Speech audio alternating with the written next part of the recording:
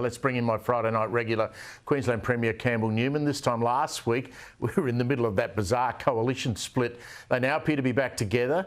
Here, Campbell, is a question. Do you expect either leaders, Susan Lee and David Littleproud, to be the leader of their party at the next election in 3 years' time?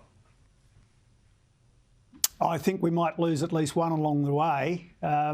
But that really depends on if they get on into the fight, Steve. And I think, you know, in the last week and a half, while they've been sort of engaged in this performance art, I'm really not impressed. But, you know, there's been a really big issue out there in this country, and that's been this taxation of unrealised gains. Don't believe the Chalmers spin about a modest increase in tax on the wealthiest people with self-managed super funds. This is a fundamental change to the tax system in Australia.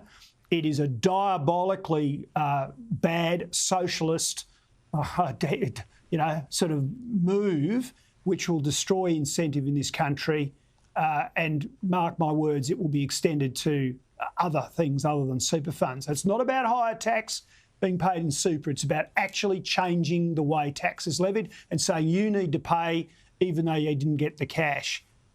That's something the coalition should have been fighting prior to the election. That's something they should have been fighting in the last week and a half, and they should be fighting it in the coming weeks to come.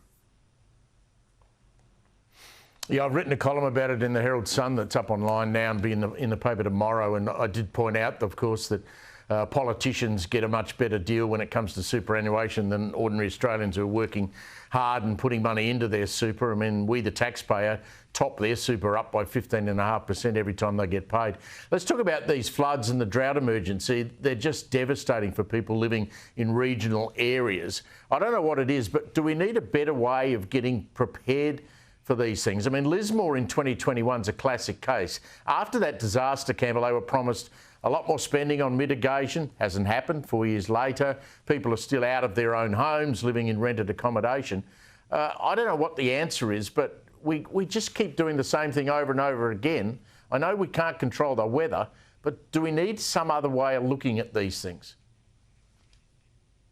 Well, I think we've got to demand that both politicians and bureaucrats do look to the future, and instead of cleaning up each time and giving us warm hugs and sort of coming to give us moral support, we need real support in the future. And so you just mentioned drought.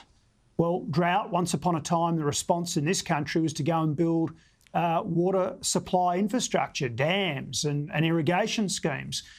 Literally we've stopped doing that in this country, mainly because of environmental sort of reasons, supposedly. When it comes to floods, you just mentioned flood mitigation schemes. Lismore's a good case. There are flood mitigation projects you could undertake to protect the city of Brisbane and the city of Ipswich in southeast Queensland. And my government did a pre-feasibility report on that 10 years ago. The department did it. There's real projects, and yet no one, whether it be the state government, LNP state government, or the LNP mayor and his administration in Brisbane, no one wants to talk about it. I mean, we might want to talk in a moment about the other priorities they seem to have. Yeah, just before you go quickly, I don't get what's going on with the funding of the Brisbane Olympics. I heard Anthony Albanese talk about it at a media conference. I didn't hear one word of what he was actually going to do. Why is are they so reluctant to commit proper money to that? Well, look, they'd made a commitment to this project called Brisbane Live, which was a very exciting project in the heart of the city.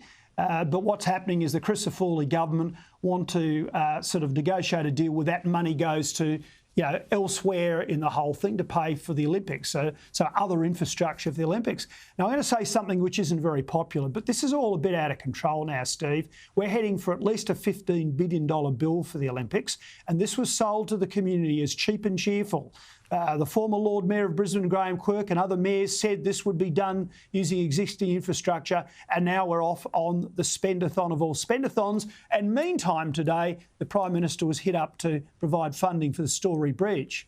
And I think quite rightfully said, well, no, And I think he should say no, because the state government should be supporting Lord Mayor Adrian Schroeder to fix, which is really regional infrastructure. Of course, it doesn't get away from why has the bridge deteriorated to that state. But, you know, like, what are our priorities, mate? Are they for, you know, are they bread and circuses, or are they on the real things? If we can't maintain an icon like the Story Bridge, how can we then be saying we want to spend billions of dollars on Olympic infrastructure when it was meant to be done using the existing stadiums that we have? Yeah, I reckon we'll have a longer conversation about infrastructure spending, Campbell. It's always great to catch up with you on a Friday night. Thank you very much for that.